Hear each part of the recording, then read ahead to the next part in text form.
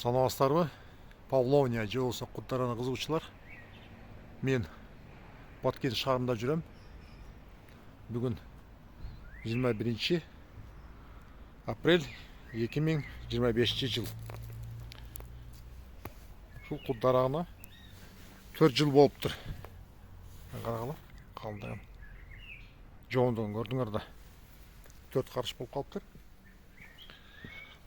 Ствол ішіне қиышығарақ болып қалып тұр. Себебі тексеріс қылынбап тұр. Кішінекей сөмдей болған тамырынан тігілген екен. Вот ошо 4 жылда ушунчалык чоңоюп тұр. Эгерде тексеріс қылып учурунда бутап тұрған болса, онда мынтип жакшы өсөт. Бийиктиги мынакы 12-14 метр. 4 жылда.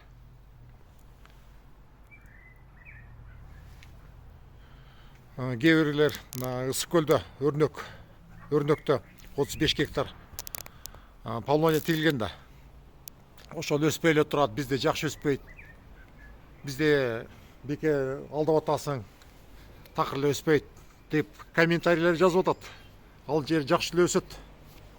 Жакшы өспөй токтоп калган себеби өрнөктө тигилген. Ысыккөлдөгү Павловния өспөй калган себеби YouTube'дан көрсөңөр, хозяйны элдерге белекке берип жибериптир 3-4 жыл мурун. Ошондон бери сугарылбай калды ал.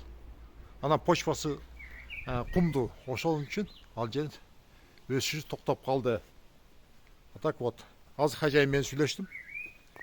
Сиздерди тартып коюн десем, жок деп тартылбайм деди. Так 4 жыл болду мына.